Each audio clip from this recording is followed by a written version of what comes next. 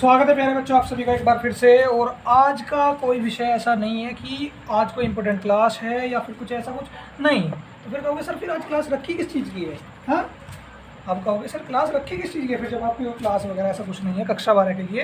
तो बेटा आज मैं आपके लिए एक बहुत ही इंपॉर्टेंट चीज़ लेगा, क्योंकि आप सभी के हाफ ईयरली एग्जाम पास में हैं, ठीक है। और बहुत से बच्चों को भी मार्गदर्शन नहीं पता। एक तक बनानी किसी ने थोड़ी बनानी, एक बनाने सबने किसी यूएस की एक, फिर इसकी एक। सबकी एक एक बनानी।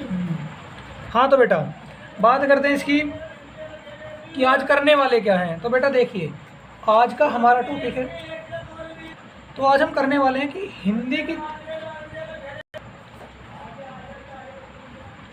हिंदी की तैयारी कैसे करें। हिंदी की तैयारी कैसे करें। बहुत से बच्चों को डाउट होगा, बहुत से बच्चों को परेशानी हो रही होगी कि हिंदी की तैयारी कैसे करनी है, ठीक है। तो आज कुछ महत्वपूर्ण, देखो सारी चीज़ें तो नहीं हो पाएंगी, कुछ चीज़ें लेकर आया हूँ आपके लिए जो आपको करना है हिंदी के अंदर, ठीक है। इस हिसाब से अगर आप चलोगे तो जल्दी आपकी हिंदी की तैयारी हो भी जाएगी। और चीज़ें मैं लेके आता रहूँगा आपके लिए, ठीक है। ठीक है बेटा, तो मैं आपके लिए कुछ ना कुछ इंटरेस्टिंग चीज़ें लेके आता रहूँगा, लेकिन आज जो लेके आया हूँ उस पर ध्यान देना है और उसको पढ़ना है, ठीक है, जो बताया दे रहा है बेटा। लेकिन ऐसा ना हो कि आप बिल्कुल ही कुछ ना करो। देखिए पहले मैं बात करता हूँ गद्यखंड से। गद्यखंड से आपका एक जीवन परीक्षा आना कन्फर्म है, ठीक है। 5 नंबर दे के जाएगा, ठीक है। तो इसमें मैं आपको आज 2 जीवन परिचय सजेस्ट करूँगा, ठीक है।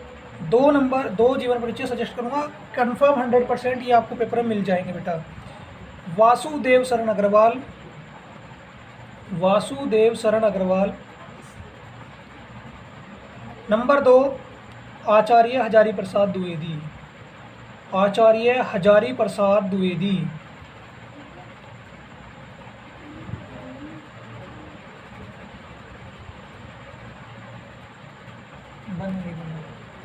ठीक है बेटा, 5 नंबर कंफर्म हो जाएंगे आज की क्लास में, कह दिया तो कह दिया, ठीक है। पद खंड है बेटा, सबसे महत्वपूर्ण जो आपका रहने वाला है। इसमें भी आपके 5 मार्क्स में जीवन परिचय पूछा जाएगा।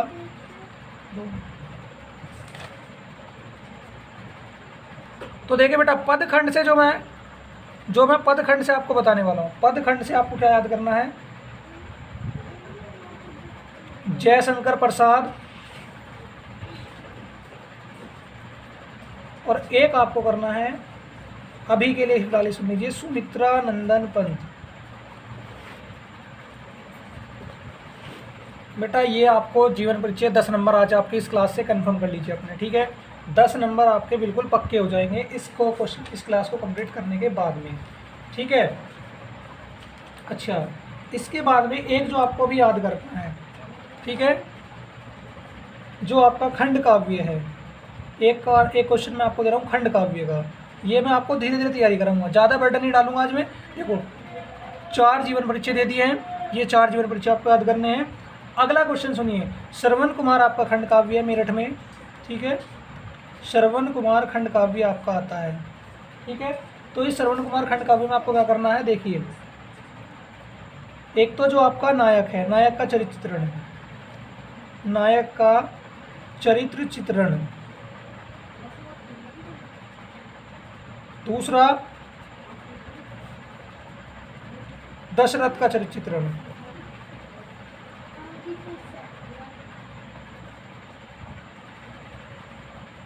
है तो बेटा इसके अभी 9 सर्ग भी, अगर आपको अभी याद करने तो आप अभी कर लीजिए, नहीं तो जब मैं आगे क्लास में आपको बोलूँगा तो आप जब याद कर सकते हो। 9 सर्ग जो है, फिलहाल अभी 2 क्वेश्चन ही आपको याद होने चाहिए अच्छे से। श्रवण कुमार खंड काव्य में जो नायक है हमारा, उसका चरित्र चित्रण है कि श्रवण कुमार का ही चरित्र चित्रण की बात कर रहे हैं, और दशरथ के चरित्र चित्रण की बात मैं कर रहा हूँ प्यारे बच्चों, ठीक है। अच्छा, ये बात समझ में आ गई। और देखो बेटा, हिंदी गद्य का इतिहास, हिंदी गद्य व पद का इतिहास बेटा डेली, यहाँ से आपको डेली रूटीन बनाना है। किस चीज़ का? अभी बताता हूँ किस चीज़ का। ये 10 नंबर में आता है बेटा, किसमें? 10 नंबर में पूछा जाता है। कितने में बेटा? 10 नंबर में। पहले इसकी बात करता हूँ, खंड का भी आता है 5 नंबर का। तो देखो 10 और 5 15, और 15 और 10 25, कितने नंबर हो गए? 25। आज हिंदी के पेपर में पास करवा के जाऊँगा आपको। बहुत से बच्चे कहते हैं ना जी 33 पे फेल हो जाते हैं, तो अभी अभी देखना 25 तो कन्फर्म हो गए। देखिए हिंदी गद्य का पेपर इतिहास में बेटा आपको क्या करना है, प्रतिदिन क्या करना है आपको, प्रतिदिन हर एक दिन आपको क्या करना है, हिंदी गद्य और हिंदी पद।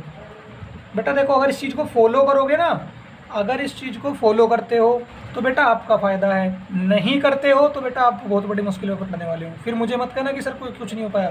प्रतिदिन बेटा रूटीन अपना बना लो, 5 क्वेश्चन, 5 क्वेश्चन प्रतिदिन आपको याद करने हैं। कब तक, जब तक बोर्ड का हिंदी का पेपर ना हो जाए।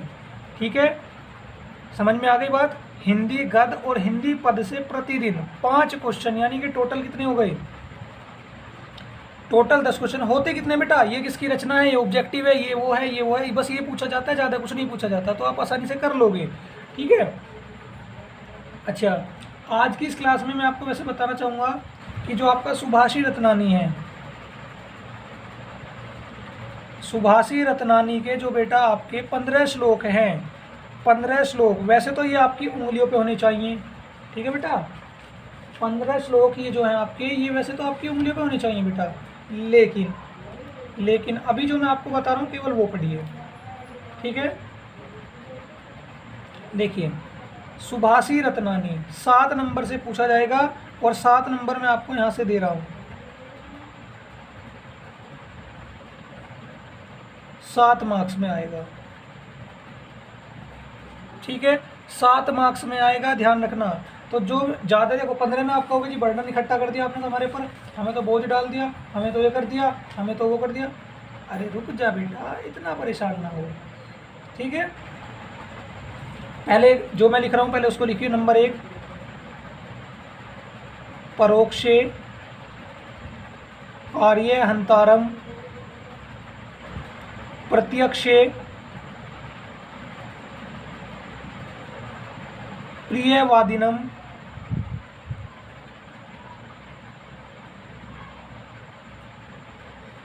वज्रियता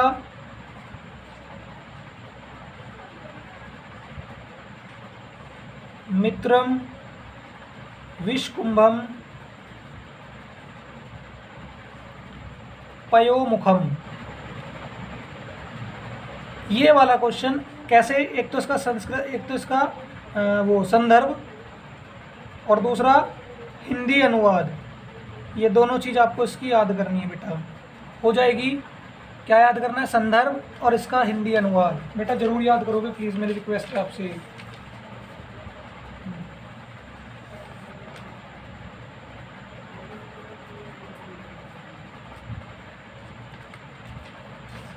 जल्दी से नोट करें इसको।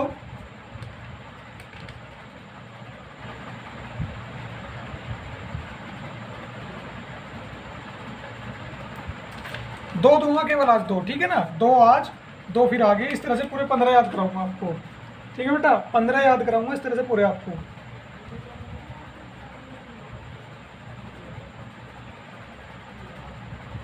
चलिए अब बताता हूँ मैं आपको एक और। ठीक है, एक और बताता हूँ बेटा।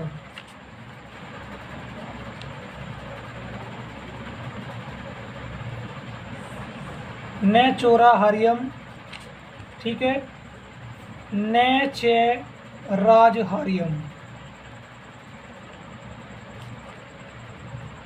न भ्रात भाज्यम, सेटलमेंट ही नहीं बैठ रहा कॉपी का, न च भारकारी, और आगे क्या लिखना है, व्यय कृते वर्धता एव नित्यम, विद्याधनम सर्वे धन प्रधानम। ठीक है, ये आपको याद करना है बेटा। ओके, आपकी बुक में मिल जाएगा। क्या करना है इसका भी, संस्कृत, संदर्भ, और साथ ही साथ में क्या करना है, अनुवाद। दोनों प्रश्न आपको ये अच्छे से याद करने हैं, ठीक है। 15 श्लोक है सुभाष रत्नानी से, 15 के 15 याद कराऊंगा, लेकिन फिलहाल अभी आपको ये 2 याद करने हैं, ठीक है। तो ये दोनों आपको याद करने हैं, जल्दी से नोट कर लीजिए। ओके,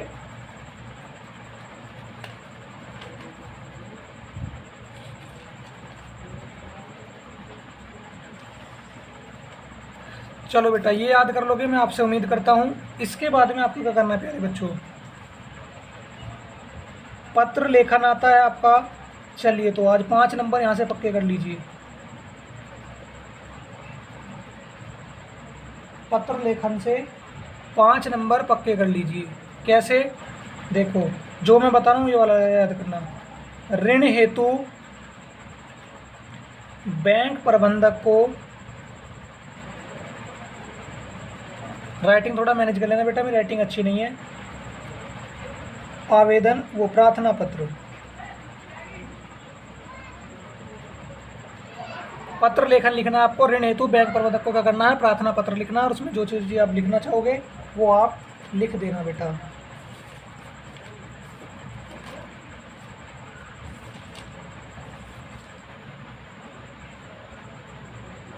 नोट हो गया?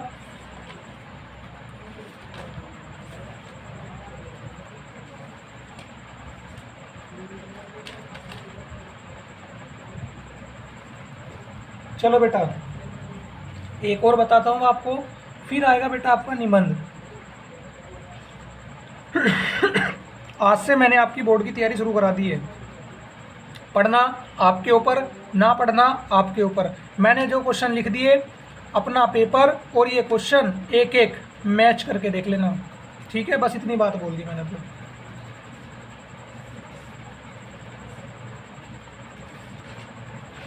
पर्यावरण प्रदूषण के विविध कारक, ये आपको याद होना चाहिए 5 मार्क्स में। जो कह दिया तो बेटा कह दिया, क्वेश्चन यही मिलेंगे, इससे बाहर कुछ नहीं आएगा। या पर्यावरण प्रदूषण ही किस तरह से आ सकता है, पर्यावरण प्रदूषण की समस्या व समाधान, इस रूप में भी आपसे पूछा जा सकता है, ठीक है बेटा। इस रूप में भी आपसे क्वेश्चन पूछा जा सकता है, ठीक है प्यारे बच्चों। ये बात समझ में आ गई। इसके बाद में आपको क्या करना है, इसके बाद में जो आपको याद करना है, दहेज प्रथा। दहेज प्रथा पे आपको क्या करना है, अपना निबंध तैयार करना है, ठीक है। सॉरी बेटा 5 में नहीं 10 नंबर में आता है पूरा। दहेज प्रथा पे आपको अपना निबंध तैयार करना है।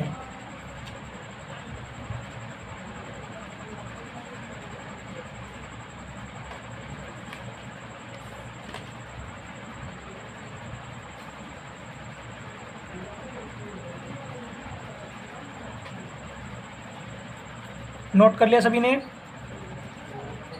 सभी ने नोट कर लिया? इसके बाद में बेटा मुझे अशोक के फूल की एक व्याख्या बतानी थी। अब लिखने में तो बहुत टाइम जाएगा, लेकिन मैंने उसको ढूंढ लिया, ठीक है। व्याख्या जो कि 10 नंबर में आती है। गद्य की व्याख्या दे रहा हूँ मैं आपको एक, गद्य की व्याख्या दे रहा हूँ एक, ये आपको याद करनी है अच्छे से, बहुत ही ध्यानपूर्वक। 10 मार्क्स में ये आती है बेटा, ठीक है। मैं लिख तो नहीं पाऊँगा, लेकिन मैंने ढूंढ लिया इसको, मॉडल से मिल गई थी मुझे सैम्पल पेपर से, उसमें मैं आपको दिखा रहा हूँ। इसको आप नोट कर लो या बुक से टिक कर लो, ठीक है। या तो नोट कर लो या बुक से टिक कर लो। ये देखिए बेटा, ये वाली जो व्याख्या है, ये देखिए। अशोक का वृक्ष जितना भी मनोहर हो, जितना भी रहस्यमय हो, जितना भी अलंकार में हो, परंतु वह उस विशाल सामंत सभ्यता की परिष्कृत रुचि का ही प्रतीक, जो साधारण प्रजा के परिश्रमों पर पली थी। यहाँ तक तो इसने इसको अंडरलाइन करा है। आगे पढ़िए। उसके रक्त के संसार कणों को खाकर बड़ी हुई थी, और लाखों करोड़ों की उपेक्षा से जो समृद्ध हुई थी, ये सामंत उखड़ गए, समाज ढह गए, और दिनोत्सव की धूमधाम भी मिट गई। संतान कामिनियों को गंधर्वों से अधिक शक्तिशाली देवताओं का वरदान मिलने लगा। पीरों ने, भूत भैरवों ने काली दुर्गा ने यक्षों की इज्जत घटा दी, दुनिया को अपने रास्ते चली गई, शोक पीछे छूट गया। अशोक के फूल में मिलेगी बेटा ये आपको, अशोक के फूल में, चैप्टर का नाम है अशोक के फूल, उसमें मिलेगी ये व्याख्या, आपको जरूर जरूर याद होनी है बेटा। ठीक है, जो जो व्याख्याएं दोता चलूंगा अब वे व्याख्याएं याद करते चलना है। इसमें क्या बताना है, संदर्भ लिखना है कि भाई हमारा हिंदी देखे संदर्भ लिखते कैसे हैं, तरीका देखे संदर्भ लिखने का बेटा। मैं आपको बता देता हूँ संदर्भ आपको किस तरह से लिखना है, तरीका देखो, सीखो तरीका संदर्भ लिखने का। एक मिनट वो मेरा दूसरा पेन किधर गया, ये हो गया काम सही, सॉरी बेटा, पेन को ढूंढने के चक्कर में गड़बड़ होगी। देखिए, प्रस्तुत गद्यांश, अगर गद्य की बात करें तो गद्यांश लिखना है, और अगर पद की बात कर रहे हो तो पद्यांश लिखना है। गद्य के लिए गद्यांश और पद के लिए पद्यांश। हमारी पाठ्य पुस्तक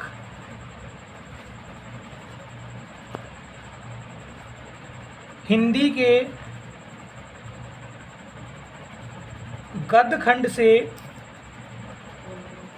जैसे वो अशोक का फूल था तो मैं उसी को लिख रहा हूँ, अशोक के फूल नामक पाठ से लिया गया है। क्या लिखोगे, पाठ से लिया गया है, ठीक है, या लिख दोगे पाठ से उद्धृत है।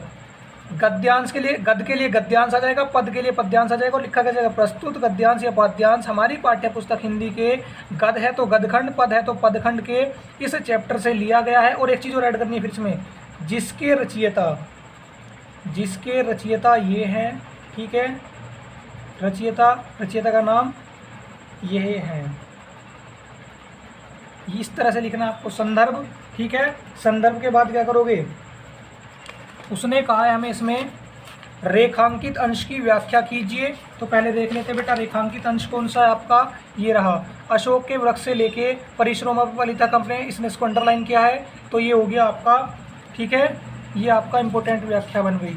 ओके, इसके बाद देखिए बेटा, इसने कुछ क्वेश्चन पूछा है, संतान कामिनियों को गंधर्वों को क्या प्राप्त होने लगा, संतान कामिनियों को गंधर्वों को क्या प्राप्त होने लगा। तो देखिए, इसको आप पढ़ोगे तो आपको मिल जाएगा, देखिए इसी में आंसर मिलेगा आपको, ये रहा, संतान कामनियों को गंधर्वों से अधिक शक्तिशाली देवताओं का वरदान मिलने लगा। यानी कि क्या कह रहा है, संतान कामिनियों गंधर्वों को क्या प्राप्त होने लगा, संतान कामिनियों को गंधर्वों से शक्तिशाली देवताओं का वरदान मिलने लगा, ये लिख दोगे पूरा हो जाएगा। अब क्या कह रहा है, अशोक क्यों पीछे छूट गया, तो देखो बेटा,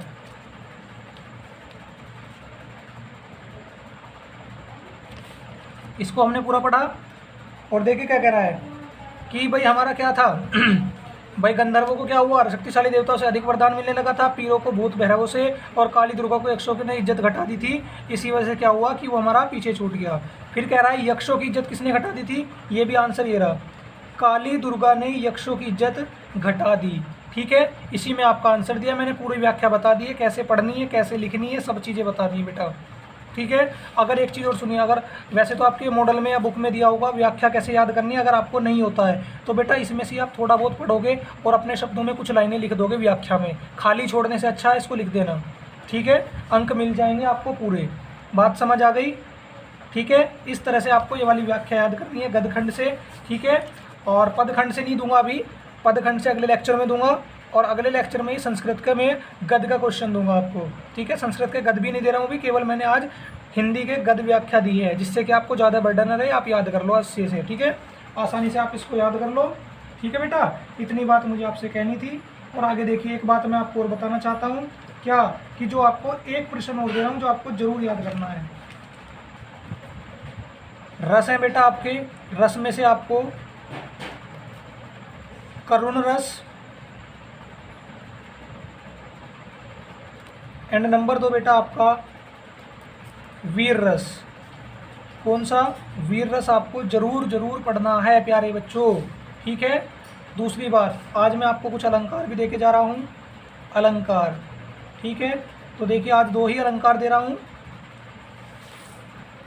नंबर 1 रूपक और नंबर 2 यमक अलंकार।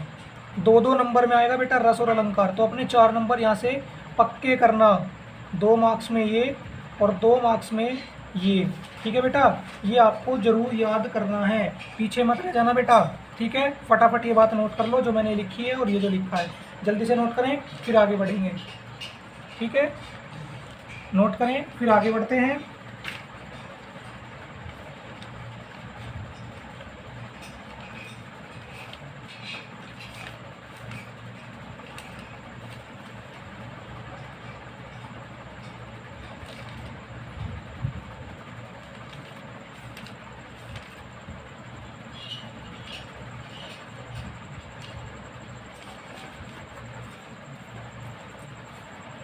सभी ने नोट कर लिया?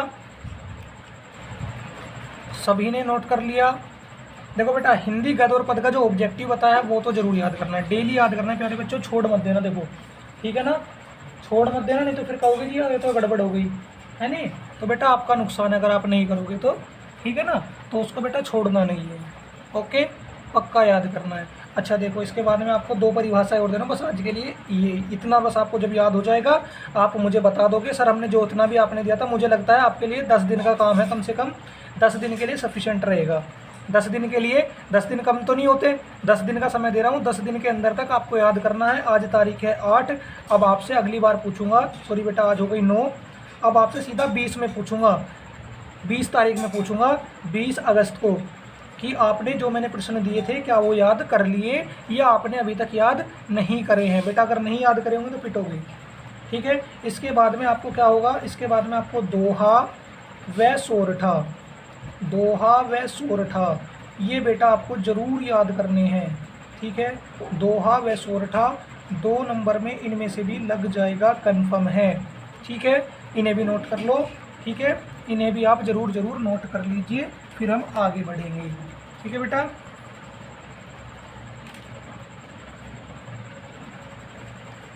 अच्छा जो मैं अब नेक्स्ट वीडियो लेके आऊँगा बेटा, नेक्स्ट वीडियो लेके आऊँगा इंग्लिश के ऊपर, कि इंग्लिश में क्या पढ़ना है, कौन से महत्वपूर्ण टॉपिक्स हैं और कौन कौन से आपको क्वेश्चन लर्न करने हैं, जरूर करने हैं यार। ठीक है, कौन से वे क्वेश्चन हैं जिनको आपको जरूर पढ़ना है, कौन से वे क्वेश्चन हैं जिनको आप अच्छे से लर्न करने हैं। ठीक है बेटा, बात समझ आ गई सभी को? ठीक है, सोरठा देखो यहाँ से आपके 6 नंबर बन रहे हैं, इन दोनों से एक आना कन्फर्म है, इन दोनों में से एक आना कन्फर्म है और इन दोनों में से भी, तो यहाँ से 6 नंबर तो आपके यहीं बन जाएंगे। और गद्य में देखो, अच्छा एक चीज़ और सुनो, बहुत से बच्चों का याद होता है जी मेरे पे तो व्याख्या याद नहीं है, तो बेटा कोई बात नहीं, अगर देखो मैंने ये वाली व्याख्या दी, अगर आपको याद भी नहीं है कोई बात नहीं, संदर्भ आप लिख दोगे। ठीक है, ये आपके याद नहीं है, काट दो। ठीक है, ये आपके याद है, ये आपके याद नहीं है। रेखांकित अंश की व्याख्या आपने पढ़ी नहीं, ये आपको गद्य में इसमें से छाट के लिखना है, इतना भी नहीं कर सकते, इसमें छाट के तो लिख ही दोगे, ये हो गया, इसे भी छाट के लिख दोगे और इसे भी छाट के लिख दोगे, तो 10 में से बेटा 8 बन गए। अगर रेखांकित अंश की व्याख्या भी याद नहीं है तो 10 में से कितने नंबर आ रहे हैं, फिर भी 8 आ रहे हैं, अगर दिमाग लगाओगे तो 10 में से 8 नंबर बन जाएंगे। अगर आपको रेखांकित अंश की व्याख्या भी नहीं आती और अगर थोड़ा सा भी दिमाग यूज़ करोगे तो जो रेखांकित अंश की व्याख्या में दिया हुआ है उसी में से कुछ लाइनें लिख दोगे। इसका मतलब ये नहीं कि मैं ये नहीं कह रहा कि याद नहीं करना, याद करना है, अपने मॉडल पेपर से, अपनी बुक से जरूर याद करो। मैं उस स्थिति में बता रहा हूँ बेटा, अगर याद करा हुआ नहीं लगता है तो क्या करना है, तो देखो इसे तो आप छाट के लिख दोगे, व्याख्या पहचान लेनी बस कौन से चैप्टर की है, तो संदर्भ बन जाएगा, और इसमें से भी क्या करोगे, जो रेखांकित अंश की व्याख्याओं में दिया हुआ है उसी में से कुछ छाट छाट के लिख देना। तो जो व्याख्या, जो प्रश्न आपको याद भी नहीं था, जो प्रश्न आपको याद भी नहीं था उसमें आप 8+ में कराए। बेटा ऐसे ही बोर्ड का पेपर होता है, अगर आप थोड़ा थोड़ा लॉजिक यूज़ करोगे तो आप अच्छे अंक प्राप्त कर जाओगे, ये मेरा मानना है। ठीक है प्यारे बच्चों, तो ये था आज का हिंदी का भाग 1, हिंदी का लेक्चर 1 जिसमें मैंने आपको क्वेश्चन बताए हैं कि आपको कौन कौन से क्वेश्चन पढ़ने हैं। ठीक है, इस लेक्चर 1 में मैंने आपको बता दिया है कि आपको कौन कौन से क्वेश्चन याद करने हैं। और बेटा देखो, एक भी क्वेश्चन को अगर आप सीरियस होकर नहीं पढ़ोगे, आपने छोड़ दिया या आपने कुछ भी कर दिया, तो बेटा उसके लिए जिम्मेदार आप स्वयं होंगे। मैं अपना कार्य पूरी ईमानदारी से करने वाला हूँ। ठीक है, तो आज के लिए केवल अपना यहीं पर रखते हैं, कल फिर मिलेंगे। जय हिंद, जय भारत, गुड नाइट, शुभ रात्रि प्यारे बच्चों।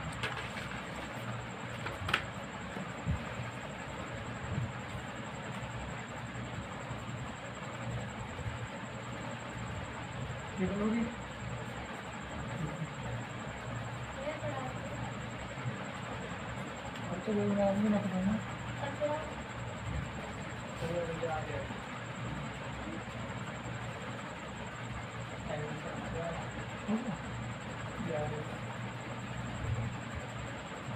चिन्नी पिन्नी का तुमने कुछ तो बनाती